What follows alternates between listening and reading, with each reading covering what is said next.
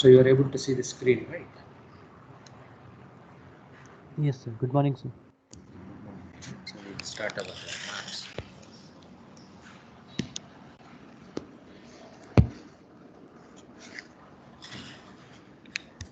So now, if you remember, so this was our last class. Okay, so so we have discussed anyway. We were discussing this buckling of plates. Okay, so I think last class, we started how to do with energy methods also. Okay, of course we have done from equations of equilibrium.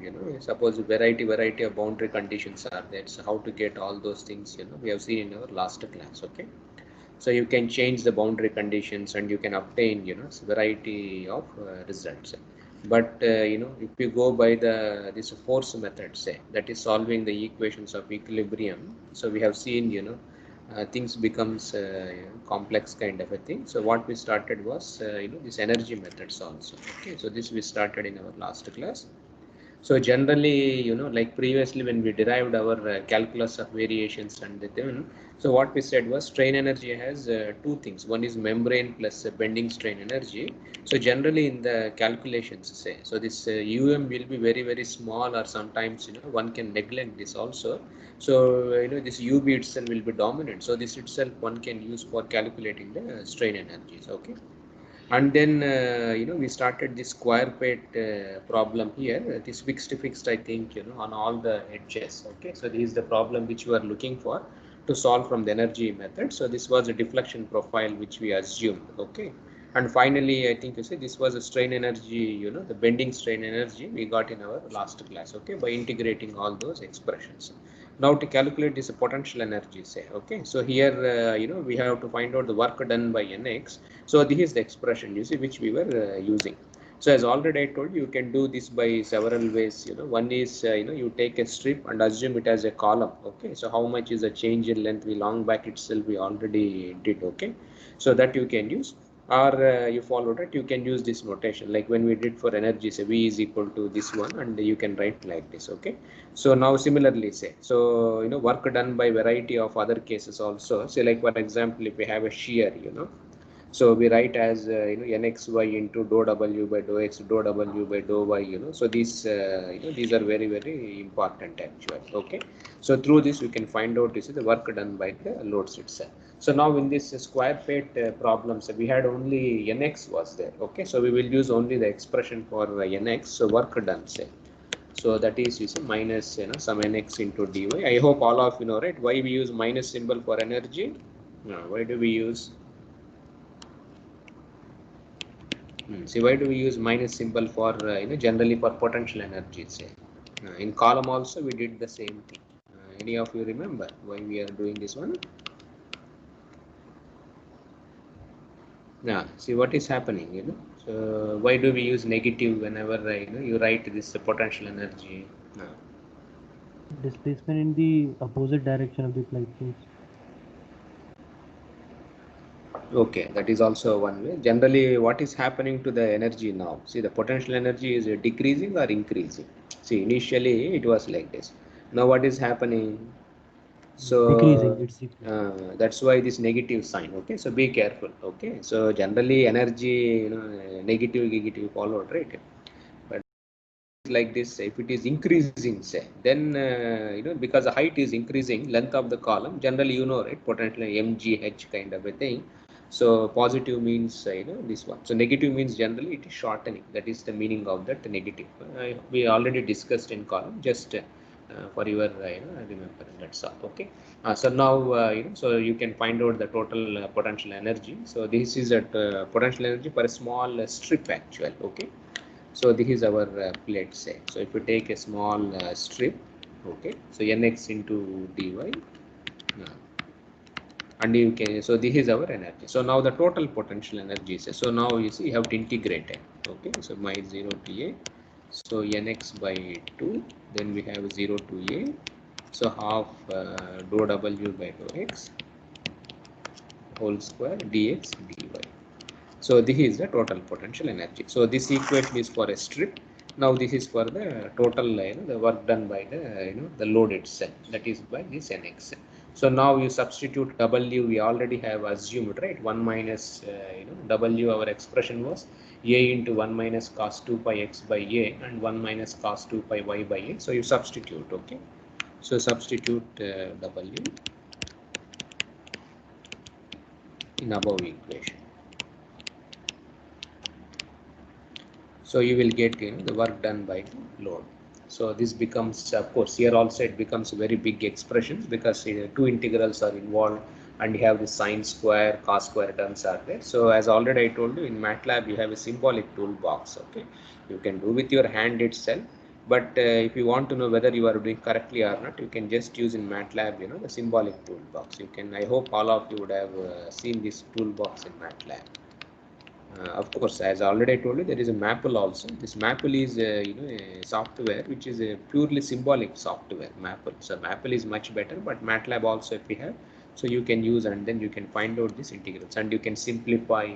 Automatically it does. Okay, so you can try, or otherwise you work with the hand only. But it becomes too big actually. Okay. So now the V will be so after all those algebraic things.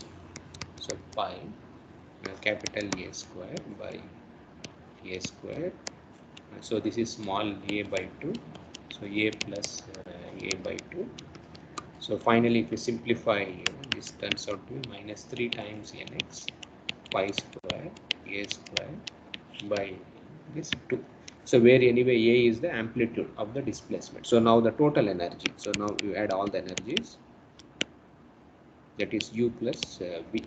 So this turns out to be so 16 d pi to the power of 4 a square by small a square minus 3 nx pi square capital A square by 2.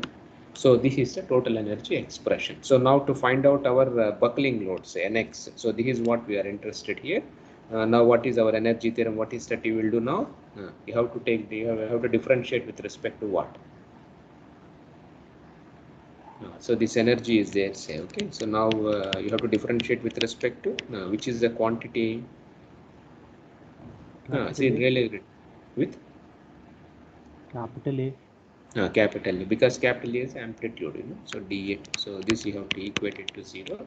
So you substitute everything, say. So you will get nx as 32 d pi square by a square. So this is the expression. Or if you write pi all other things also, you can 3a square. Okay. So this if you write nicely, so 10.67. Oh, sorry. So this turns out to be 10.67. So d pi square by a square. So this is the the buckling load for a square plate which is fixed on all the 4 sides. So this is the buckling load. Okay, so you can compare these expressions also. See, previously we have done for the simply supported plate, say. So there also you can substitute a is equal to b, and what was the value? Can anybody remember? So for a simply supported, say. So for simply supported plate on all edges. And if it is subjected to nx, what was nx there? And if you take a is equal to b, you remember those graphs. So we had like this, you see m is equal to 1, m is equal to 2, all those things we have done. Suppose if it is a square plate, say, so it buckles in which mode? First mode, second mode, or third mode? For simply supported on all the edges. Where was this junction? This junction, where was this junction, you remember, for simply supported plate? Root 2. Root 2 was there. So if a by b is less than root 2, now if a is b, aspect ratio is 1, so which means it is less than root 2. So it is also going to buckle in the first mode itself. And if you remember the k value, say, okay, it was something some 4 was there. So 4d pi square by a square one can write also. So this is for a plate which is simply supported on all the edges. A square plate you will get 4. But if you make the edges fixed instead of simply supported, so you can see the value it automatically doubles actually. Okay, so double or maybe 2.5 times you get this the buckling, the strength will be improved by this much. Okay, so this way you can do for several problems. So the energy method is very easy. So now the in plates, you see, the most important thing is Generally, what type of loads will cause buckling means, right now we have seen only the compressive loads. Okay. So this compressive loads say. So these type of loads only will cause buckling. So this is what we have understood right now, even for the arches also, even for columns also, even for frames and others. But in plates, this is a very, very interesting problem. So if you have pure shear, say, okay, so when you are having in-plane shear, essentially, so if you have this shears, a pure shear kind of a thing, okay, so this also, what happens when you are having a pure shear, whether pure shear can cause buckling? Yes. But how, generally our understanding was buckling means compression only. Okay. So compressive loads only will cause buckling. This pure shear or, tension you followed, right? You don't get any buckling. But why shear forces can cause buckling? So because diagonally there will be a No. compression and tension components. Fantastic. So now right, shear buckling you would have seen. So when pure shear is basically, it is equivalent to, if you take any diagonal element, say, what is the angle? Right? That pure shear case, what angle? No. 45 See, here degree. it is 45 degree. So if you take any, you followed it, 45-degree angle, right? So this will be under the compression. This side will be in tension. So now, so so one diagonal will be under compression. So automatically, when it is under compression, say, definitely, you see, it is going to have this buckling can happen. This, in the plate itself. So now in plates, say, this is a very, very interesting problem. See, like sometimes, in many interviews or sometimes when you are going, say, sometimes people will ask, can pure shear cause buckling? Okay. So now your answer should be yes, because pure shear, generally buckling is only due to compressive loads. But pure shear can also cause buckling. The reason is, at a 45 degrees angle, say. So the diagonals, when you take one diagonal will be in tension, another diagonal will be under compression. So because the diagonals will be under compression, so they definitely, it is going to buckle. And buckling mode shapes also will be, along those diagonals itself. You can see for the plate girders. Okay, so this happens, this is pure shear. So now we have to find out, you see, so in plate girders, this is a very, very, the interesting problem in the bridges, the buckling due to this pure shear. Not only in plate girders, but in ships, say. The ships, especially the ocean structures, where, in the ships, you see, these plates are widely used in ocean structures, essentially. The platforms, the oil platforms, even this ship hull of a ship, or, many places, the plates are widely used in ocean structures. In civil engineering, we don't use much, only thing in the plate girders we use, and of course, on slab, that also will be there. But ocean structures are very, very, these plates becomes very important for ocean type of structures, and not only in this one, even for aerospace, this becomes very important. Okay. So now, so in plates, say, so this buckling due to pure shear is a very, very serious issue. Okay.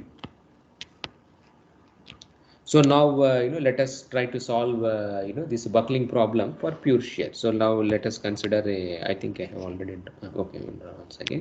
So let us consider, you can consider a plate. So let us say its dimensions are AA. It is a square plate. Okay.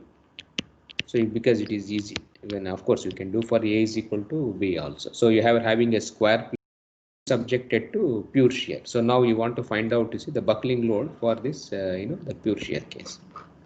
Okay. So now, as already I told, you can solve by, the whatever that, the force method, that is solving the equations of equilibrium. So that also you can do.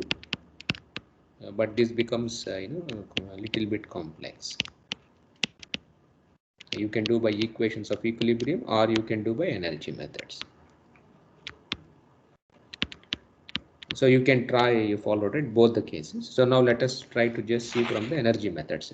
Now, right now, in energy methods also, as already I told you, right, there are several ways are there. One is, of course, the Rayleigh-Ridge method. That is what we were using previously. Okay. So Rayleigh-Ridge method we have seen. Now, apart from that, say, so in the Rayleigh-Ridge method, what do you do? So this is one type of energy methods. You calculate U, then you calculate V, then U plus V, and then, you differentiate this with respect to whatever the amplitudes or whatever. So you equate it to 0. So this is one way. And now in energy methods, another method which is widely used is this Galerkin method also.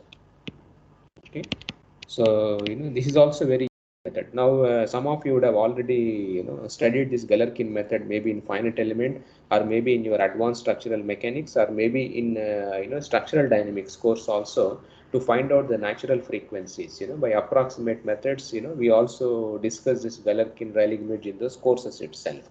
So can anybody tell me what is the philosophy in Galerkin method? Yeah. Anybody, any of you know this Galerkin approach, or what is the basic philosophy?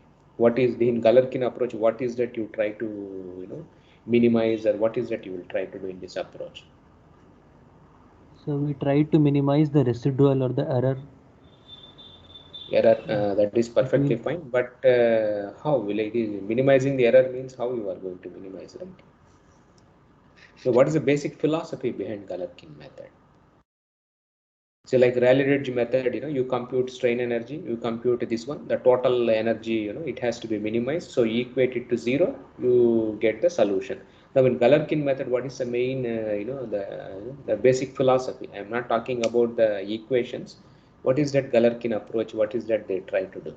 No.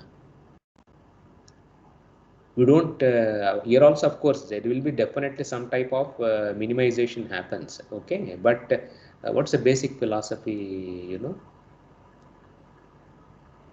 FEM, you have studied, right, previously in other courses, FEM, or even, this structural dynamics for finding the natural frequencies, approximate methods. So now, what is that you try? No, none of you know this one? Now, see now what's the basic philosophy? Okay, anyway, so now in Galerkin method, of course. So we'll assume some functions are safe functions. Okay. Then we'll apply boundary conditions based upon the things. We will reduce our solution, sir. No, that is anyway in Rayleigh method also you are doing same thing. No, the previous square plate problem, what did we do? We assumed some W and UV, and then we minimized only. No, what's the difference between these two? That's what I'm asking. Any philosophical thing is there or not? So No idea, Rayleigh sir. method, yeah, finite elements you people would have studied, right, in other courses. So now Galerkin, what is the basic philosophy? So here also you do minimize something, that is for this one. So now in the Galerkin method, of course, I think Gaurav or somebody told that error. These are very important, so residuals. You followed, right? So the starting point is this error. Okay. So let us say you assume some solution. Okay. So assume you followed, right, the solution say. So in terms of some functions, you can also write same as Rayleigh method, whatever. So assume W is equal to some A. Suppose if it is a simply supported beam, say something like you see we have done, right? A sine M pi x by A, sine N pi y by B, like that. So you assume some solution. So now if this you substitute this solution in the differential equation, you followed. So substitute the solution in the differential equation, say. The differential equation. Now, suppose if it is exact solution, say what will happen? What will be the error? Now, you have assumed W exact. You know the exact solution. So if you substitute the exact solution in your differential equation, so what will happen? Will exactly satisfy it. No. What will happen? Like generally, all our equations of equilibrium, what will be on the right hand side? 0 only, right? See del to the power of 4 W, you followed, right? Min x, whatever that nx, this all the equations will be there, and right hand side will be 0. Now, so if you substitute exact solution in the differential equation, so what should happen? This error will be 0 actually. It will exactly satisfy means it will obviously should be no error itself. But if you are doing any approximate solutions, then what happens? Any approximate things, if you substitute any approximate solution here, so definitely you will get some error kind of a thing. Okay, so that is the main thing. So now what this Galerkin method says is this error say, okay, is orthogonal. The main assumption is like this. So this error is orthogonal to your to the basis functions. This is the main important thing. That of course weighted residual, so many things will come. Just I am We will not go into the details. If you want, finite element is the best course. There you will study in great detail. Okay, many methods are there. So just philosophy is your errors is orthogonal to your basis functions assumed in the solution.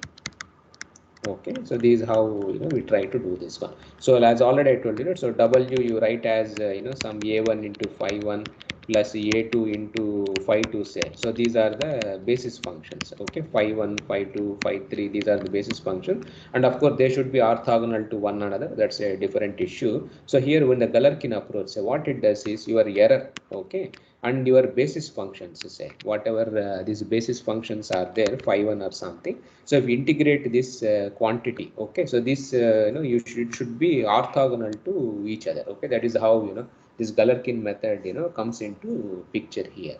Okay, so so in Galerkin approach, what we try to do is so if you have error, you have these phi ones, so you integrate, say, so this is so you integrate this one and then you minimize this expression with respect to the coefficients. Okay, so you whatever this integral you calculate and then you followed it. So this you minimize with respect to this dA1 is equal to 0 d. So you will get a set of the equations will come. Okay, so then you solve your the solution. So this is a basic philosophy. So now so each method has of course all of them will lead to the same solution if you have assumed nicely the base functions. So all of them are same. Okay, there is nothing great that this is one or this is one. So you decide actually. So in Galerkin approach, what happens is, so if you want to use Rayleigh-Ridge method, say, the thing is you have to compute strain energy, you have to compute work done by the load and all those things you have to do this one.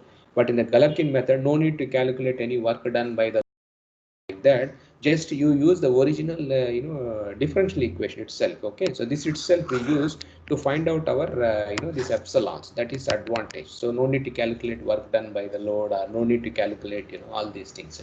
So directly differential equation you multiply by this basis function, so and then you minimize with respect to a1. So this you can make it to be 0 itself.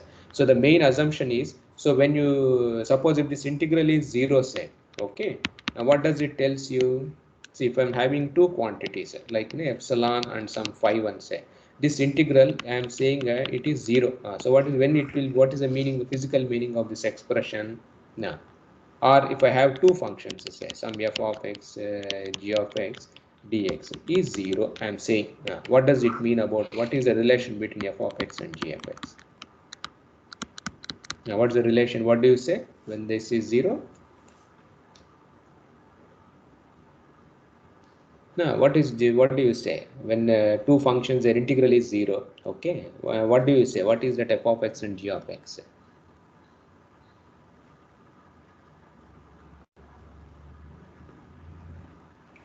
See, what is the relation between f of x and g of x when their integral will be 0? See, in mathematics, what do you say this type of property? Now, what do you say f of x and g of x, what relation? See, like for example, we had, right, sine, m pi x by a and then sine, n pi x by a only. What is this integral? Of course, if you do this one, say, what is this integral, this value? No, when it will be 0. Suppose if m is equal to n, then m not equal to n. What when m is not equal to n, what will be the value? 0. 0. When m is equal to n, it is not 0. What do you call that one? When m is not equal to n, it is 0. So what is the comment on this one? So sine m pi x by a, sine n pi x by a, this integral is 0 when m is not equal to n. So what does it tells you? So these two are orthogonal to each other actually. Okay, you followed, right? So generally when you have two quantities, say, and if their integral is 0, their product, so when we say that they are orthogonal to each other, that's how these orthogonal functions comes in mathematics. Okay, so now in Galerkin approach, the main assumption is so you are having error. Then you have this basis function or in your solution you have assumed, right, a1 phi 1. So what you are trying to do is you are minimizing this integral actually. So what is that you are minimizing? So what you are trying to do is you are trying to prove, you are trying to make that your error and the assumed basis functions say, so they are orthogonal to each other actually. So this is just a basic philosophy. Okay. So generally, this you should remember actually. Okay, in Rayleigh-Ridge method, anyway, you compute strain energy, you compute potential energy, and then you minimize. Now, in Galerkin approach, what to do is you don't do calculate any energies. You simply calculate the differential equation itself. You substitute the solution to differential equation, you will get some error. Okay, because it is an approximate. So this error has to be multiplied by your basis functions. Say, okay. So this integral you have to minimize the physics. So the basic philosophy behind this Galerkin method is the error, okay, in your solution should be orthogonal to your assumed the basis functions in your solution. So this you try to minimize. So and then you will get the solution. So is it clear? So the philosophy of Galerkin and philosophy of Rayleigh-Ridge method. So this is how we do in this Galerkin method. And Galerkin method, the main advantage is no need to calculate work done by the load. Simply if you know the ODE, that governing differential equation, that itself can be used in the calculations. Okay. Of course, both of them will give you more or less you follow right same answers if you the basis functions are more or less similar. Okay. So this also we will just explore here for plates. Of course, you can follow Rayleigh-Ridge method. That is also perfectly fine. Just we will try this here. So now for this square plate, say, okay. So this problem, let us solve by Galerkin. You can solve by Rayleigh-Ridge also. Okay. So that maybe you can try it in the your assignment kind of a thing. So now this is our problem. So square plate, A kind of a thing what we have. So now we assume our solution. So now shear buckling. So now you tell me what will be the mode here. Now, see, suppose if it was NX NY say, we said the buckling mode shape will be like this actually. Now it is a shear buckling. So what should be your basis function? And all are simply supported, see, on all the four sides. So now in which mode shape it is going to buckle, and the buckling also should happen along the diagonals. You followed. So you take only the first term in the assumption, it may not work here. Okay. So you let us try with, so this is the first mode. So sine, pi x by a and sine, pi y by a plus we are including two terms. You can include third term also. So sine, 2 pi x by a, sine, 2 pi y by b. Sorry, a itself, both are same. Suppose if it was only nx, ny, say, this term itself will be sufficient. But now since it's a shear buckling, say, we don't know because, the buckling is going to happen along the diagonals. What should be your m, what should be your n becomes a issue. That's why to be on the safe side, say, we are including, you see, both the terms itself, the mode shapes. And now the Galerkin equation comes actually. So now the ordinary differential equation, say, for the plates already, we know. So the differential equation is, for the plates is like this. Dou to the power of 4 w by dou x to the power of 4 plus 2. Just 1 second. Hello? Class lo okay. So this dou to the power, so 2 into dou to the power of 4 w by dou x square and dou y square plus dou to the power of 4 w by dou y to the power of 4. Plus we have this 2n xy. So this is a governing differential equation for plates. Of course, we had nx ny. So in this problems, nx ny are 0. We are not interested. So you ignore this. So this itself is our differential equation. So now, how many basis functions we have used here? Now, so how many basis functions are there here? Now, so a1 into g1 plus a2 into g2. So in this problem we have used two basis functions we have used. Okay. So now what is the concept behind Galerkin approach? Now, how do you write this integral? Now, what is the of course it's a partial differential. So you have 0 to a, 0 to a. So this is your ODE. Now what should be here? Expression. What is the expression here? Now, so if I call the first basis function as a g1 and this as g2, say, what is that you have to do now? X comma y or whatever. Now, what is that you write? This integral should be. Now, what is the error here? Now,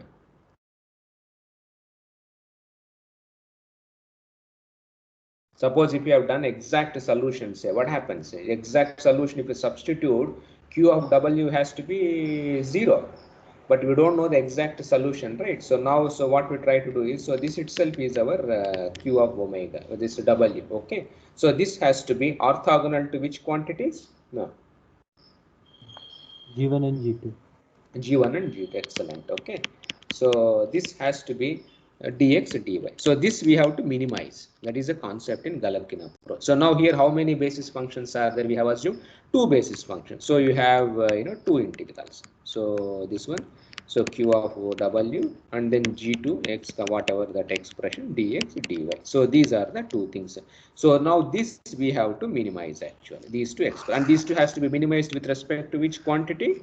Yeah, this is so you want to make your these Q of W and G1 as orthogonal, and Q and G2 also orthogonal. Anyway, G1 and G2 are orthogonal to each other. So now this you have, if you want to make them orthogonal, say, so now you have to make it 0, which means you have to minimize it. So finally, what you have to do is you have to minimize the solutions with respect to A1 and with respect to A2, the amplitude itself. So that is a philosophy in Galerkin, which is very straightforward. Okay.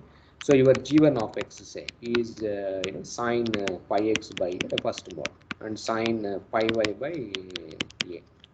And G2 anyway your second mode, say, so sine 2 pi x by a and sine 2 pi y by b, sorry, a itself, because square plate. So now you calculate the integrals. So now you substitute, say, so you substitute this W in this expression. Okay, so W consists of both the modes. You substitute in this expression, calculate Q of W, and then you do this calculation. So it becomes so the first integral, and you minimize. Okay, so now you have to differentiate the first one with respect to dA1 that entire expression. The second one, say, so d by dA2, so this also has to be zeros. Okay, so now if you do all those big expressions are there, so you have to solve by hand or MATLAB symbolic toolbox if you try to do, so you will get some finally some simplifications actually. Okay, so some pi square a square times a1 plus 32 nxy by 9 times d. So A2 is equal to 0. So this was the first one what you are getting. Now the second one, say, okay. So the second equation will be, so 32 nxy, okay, by 9 times d. So A1 plus 16 pi to the power of 4 by a square A2 is equal to 0. So 2 equations comes. So you can write it in a matrix format, and the determinant you can find out. So pi to the power of 4 by a square, sorry, and this is 32 nxy by 9 times d, then 32 nxy by 9 times d, then 16 pi to the power of 4 by a square. So determinant this has to be 0. So you solve for this and you will get your nxy, that is a critical buckling load. So this turns out to be 11.1 pi square by a square into d actual. Okay, so this is the shear buckling load which will cause your plate to buckle under pure shear by this Galerkin approach. So if you find out the exact solutions, already I think some people derived long back, okay, using some complicated infinite series and other things. So the exact solution is if you try to find out for a square plate, okay. This critical buckling load. So this is 9.34 to D. So this is exact load. So now you can find out how much is the error here. Okay. So our thing is 11.1. Now this is 9.34. So now if you want to be more close to the solution, so what is that you have to do? Now, One more term. What will be that term? See now pi x, 3 pi x, 3 pi y you have to do. Suppose if that comes to be 10, say, then if you want to be more close, you obtain 4 this itself. Okay. Now you tell me which is easy. Galerkin is easy or Rayleigh-Ridge method is easy? Galerkin. It's up to you. What is the easy here? No need to find out. U and V. Work done. If you don't know shear strain energy, if you don't know those terms, then this may. Okay, you decide. I have a doubt. Please. So these two equations they are connected by a plus sign, no sir? No plus sign. Okay. So these are separate equations, right? Okay. No, this is basis function is see for calculating q of double, you are using the entire solution. You understand, right? See, q of w, you are using a1 g1 plus a2 g2 in this qw. So this you are using. But philosophy is this is separate, this is separate, two terms. Suppose if you are having three terms, say, then you will get three equations, and then you differentiate with them, and obviously you will get. Now, of course, as you followed, right? So 3 means you will get a 3 by 3, and you will get your solutions. Then the lowest one will give you the buckling law. Okay. And if you want to calculate the mode shapes, how to calculate mode shape? See, this is only calculating. If you want to calculate the mode shape, so what is that you have to do? So now you have to find out. See, here we are finding only the eigenvalue. You have to solve your eigenvector problem also. Okay, and that is how you can find out this one. So the same problem, say you try by Rayleigh-Ridge method also. Now, if you want to solve a Rayleigh-Ridge method, what is that you have to do? Now, the previous problem we solved, the bending strain energy you have to calculate, that all W, all those expressions has to be calculated. Then you have to find out work done by the shear stress actually. This one. So now what is the work done by NXY? You remember? So last class, I already we wrote the expressions. You remember here? I think where we wrote. So this is the work done actually. So now if you want to work done by the shear, this one says, so this is the work done by your NXY to follow, right? So this expression has to be used, and almost if you take two basis functions, you will get more or less the same answer itself. Okay, so you can try as a assignment kind of a thing. So I will give you the assignment itself, so you can practice this problem with respect to Rayleigh-Ridge, and you can see whether you will get the same solution or a different solution, and you can comment actually. Okay, so this you can try. So you decide which method to use. Both are sometimes this will be easy, sometimes that will be easy. So Rayleigh-Ridge method, the main advantage is no need to know the differential equation. See, some problems will be there. To write the governing differential equation itself is a big issue. Then Rayleigh-Ridge method will be easy, because there you are calculating only the energies. Some problems will be there, the differential equation, but energies, if you are unable to write, if there is a difficulty, then you use Galerkin. So it's not like this is better or that is better. So sometimes this helps, sometimes that helps. Okay, so this you have to decide which one is better. So I will not comment that this is superior or that is superior. Whichever, depending on the problem, you can choose. Okay. And now sometimes in many of course, see, sometimes in some textbooks, or maybe some type of derivations, say people use this type of coordinate systems also, they try for the plates. See, our plate equation already we have written. So plate equation, say, so that is rho to the power of okay. Yes.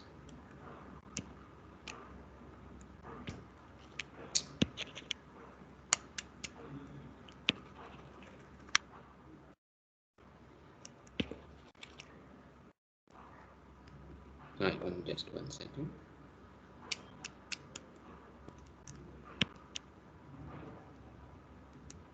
Now, see, sometimes what happens in plates, so our equations we already know, dou to the power of 4 dou x to the power of 4 plus 2 times dou to the power of 4 w by dou x square dou y square plus dou to the power of 4 w, say, by dou y to the power of 4 plus of course nx, these terms will be there.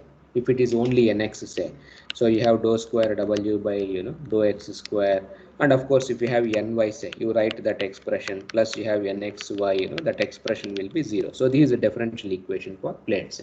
So sometimes what in some textbooks, or maybe in some papers, say most of them, what they do is they will try to write this differential equation in non-dimensional parameters. This also some people, some textbooks, you can see this one. So they use this non-dimensional the parameters. That is in terms of psi and eta. So they are defined like this. So x is a by a times psi, and y is b times eta, or psi anyway is x by a. So it is something like non-dimensionalization. You followed. So this is our original coordinate system, say. So this is our plate X and Y. Okay. So what we are so here it is A and B. Okay. So now what we try to do is, we define a new coordinate system or new variables where this is psi and eta. So where the plate dimensions are 1, 1 only. You followed. So because you have non-dimensionalized set, so these also one, these also one, and these are 0 actual. So these like a non-dimensional cases also people try to solve. So the advantage here is when you write in non-dimensional systems, so the equations of motion, so because you have to change the variables from x, y to psi and eta. Okay. So sometimes this also helps in some problems. So the governing differential equations you can write as so you dou to the power of 4 by dou psi to the power of 4. So these are non-dimensional. So 2a square by b square dou to the power of 4 w say. So dou psi square dou eta square. Okay, plus a to the power of 4 by b to the power of 4 dou to the power of 4 w by dou eta to the power of 4, and of course that nx thing is there. Say. Dou a square, sorry, this nx.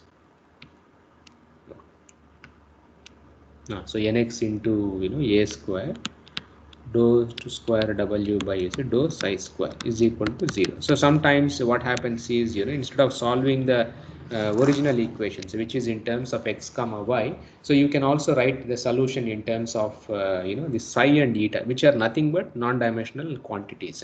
So when you write the sinusoids, previously we have written as m pi x by a sine n pi y by b, like that we write. But when you write in these coordinates, so now your x by a and y by b, say this you have this, they will get replaced with psi and eta. So sine m pi psi, then sine n pi eta kind of a thing. So this also we try. So sometimes some problems are there, or maybe to have a better understanding, say we can non-dimensionalize. Okay, the units of psi and n are there are no units because x is also in meters, a is also in meters, so length. So you have non-dimensional the quantities we have. So sometimes this also people use in some textbooks or maybe in some papers. Say when you see, so the solutions they don't give in terms of x, y, they will give in terms of psi and eta also. So this just it's not a big deal. You can use this or you can use that also. So some problem they solve like this, some problem they solve like this also. But of course both of them has to give the same answer. So some advantages are there. Maybe in description, when you try to do in design problems or something, they may have a application. Okay. So now anyway, so this is how you can solve this problem. So now let us see the most important thing, which is very relevant, this one, and of course in motion and all the structures is stiffened plates. Okay. So sometimes in the plate girders, say to avoid this buckling, you would have seen, right? Stiffened plates. Or transverse also they use. So you would have seen, right, in the plate girders. This, if there's a plate girder is like this, what people will do? What do they do? So this plate girder bridge is there. So now you will see a plate girder like this. Steel something if you are using this like what do they do? What happens? One dimension long. So there is always a chance of buckling actually. This plate girders. It may buckle in nx, ny, or it can have shear buckling also. What do they do in practice? You would have seen, right, steel bridges. What do they do if you want to increase its the strength of a plate girder, say, or say simple plate? What do you do in practice? Vertical stiffness and horizontal Stiffeners we use, like you remember, right? So like these people one stiffener will be there, or sometimes they will add stiffeners like this, you remember. Okay, now what's the advantage of the stiffeners? So when you put stiffeners, say what happens? So what happens? Your buckling modes. Suppose if you remove the stiffeners, so what happens? The buckling mode will be simply like this, the first mode or something like that. Okay. So when you add this stiffeners, what the stiffeners will do towards buckling? So your plate is trying to bend like this. So you are putting a stiffener here. What happens when you put stiffeners? It increases the mode of buckling. It increases the mode of buckling, or maybe you followed, right? So now so it gives you extra this one. So these are the stiffeners, they add some extra strength and the buckling load will be higher actual. Okay. Now, how do you solve this problem analytically? So that is a question. Okay. Now, so this stiffened plates, say, we can get a closed form solution we can solve using our plate theory itself. So now here, so now this stiffeners, say, sometimes in some textbooks, they also call as, sorry, the stiffeners, sometimes the stiffeners, this word actually. So sometimes they are also called the stringer beams. Okay, this is just a technical term. It's not going to mathematical, it is same. Sometimes they call this as stringer beams also. That wording, it is slightly different. Like in motion textbook, if you take, or maybe some other textbooks, so they will do these type of things itself. So now how do you solve our equations? Okay, so these are the thing. So now let us take a plate. You are having a plate like this. Okay, so its dimensions are A, and dimension, of course, this is our and this is a B. Okay, so now in the middle of the plates you have put a stiffener, some small stiffener is there. Okay, and let us, for this problem, say generally we used to take coordinate system here, so let us take our coordinate system here actually, just for simplification. Okay, so now our the dimensions of the plate will be B by 2 here, B by 2 here now. Okay, so the stiffener is a very, very small thing. Okay, now let us say I want to find out buckling strength of this plate, and I have a stiffener. Now how do you solve this problem? Tell me. Now how to solve? Now I want to find out the buckling load. So that is my nx or sigma x or whatever. Okay, so this I have to find out. Now how do you solve this problem analytically? Now how do you solve this problem? See, previously we have discussed, right? When the plate is connected to a beam, say, the boundary conditions are there and all those things are there. Okay, now for stiffeners, how do you solve this problem? This is the most important step. So it is like a stepped column. You remember long back, you have a column like this, say stepped column. How do you solve stepped column? Like this. We have boundary conditions at the point where it is stepped. Boundary conditions will be there, but what do you do, right? So this you separate, this you analyze as a single column. The equations of equilibrium, A sine kx plus B kx. Now this is also separate problem. So you treat them as a separate problem.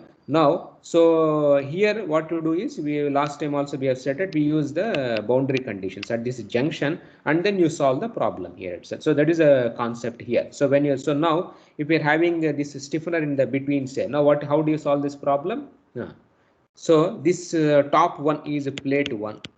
You followed. So this is a plate 1, this is a plate 2. Two different plates are there. You understand? So now you know the equation of equilibrium for plate 1. You know the equation of equilibrium for plate 2. So you have 4 constants, fourth order equation. So 4 constants are there. Here also 4 constants are there. You know the boundary conditions. But now at this junction, say, where you are having, you have to use those, the special boundary conditions here.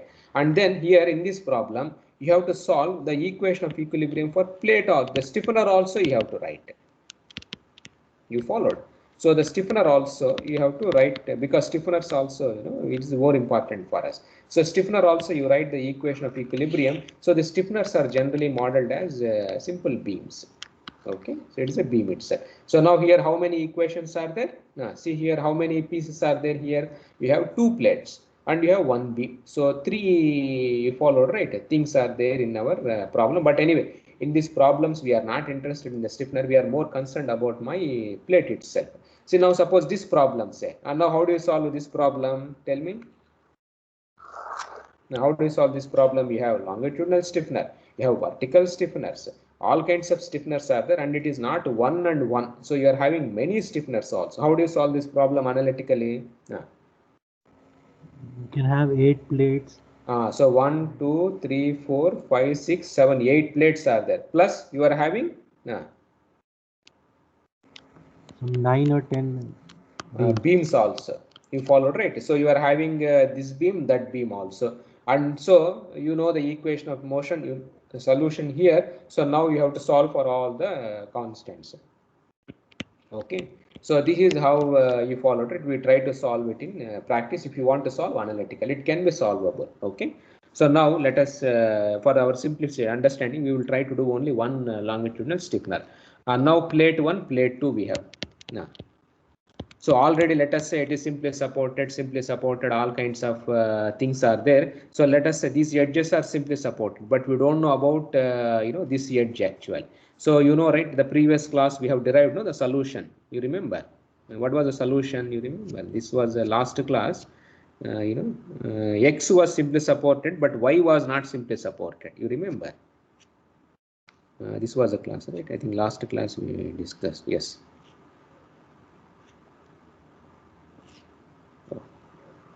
So last class, we have done this issue. You remember, this was our solution. See, we have said X is simply supported, but Y, we don't know what is the boundary condition. So what did we do? We write the solution as, sine m pi x by a, and f of y also we found out, and what we said was you can write the solution like this also. You remember, or you can write like this also. Of course, both of them will give you same. So this is how we try to write. So cos hyperbolic, sine hyperbolic, then cos and sine, all the terms are there. So we will use this solution here itself for both the plates, because with x you know the boundary condition. With respect to other direction you don't know, because the plate is connected to a beam here. Okay, other side may be simply supported, but this side, so we use the general solution. Yes, to come to this one. So now, so for plate 1 say, so the solution is, so W1. So this is sine n pi x by a. Now y, with respect to y, you don't know what type of boundary conditions you may be handling. So we write cos hyperbolic k1 times y plus c2 sine hyperbolic k1 times y plus, okay. So c3 cos k2 times y plus c4 sine k2 times y. Okay, so this is our solution for plate 1. Now similarly for plate 2, same solution. So sine n pi x by, in sine x direction there is no problem, but only we have a problem in z direction. So c1 bar say cos hyperbolic k1 times y, then c2 bar sine hyperbolic k1 times y, then c3 bar. Okay, so cos k2 times y, then c4 bar. Okay, so sine k2 times y. So this is our solutions for plate 1, plate 2. The reasons n pi x by a we have taken, it is very simple. It is simply supported, but in y direction we have a problem because of a stiffener. So that's why we write the general solution. Suppose if it was both x and y, so then what should be the solution? Now, suppose you are having a transverse stiffener also, then what is that you have to do? No. So boundary condition in this direction also will be complex. Boundary condition other direction also will be complex. So then so with respect to x also you have a problem here. Okay. So so this is how you see we try to write the solution. Okay. So anyway, I think now time is almost close. So I will stop here. So tomorrow's class we will complete this solution by energy method. But first we will solve by the that equation of equilibrium. Then we will also solve the same problem by energy method, because that is very easy to find the solutions. Okay. So fine.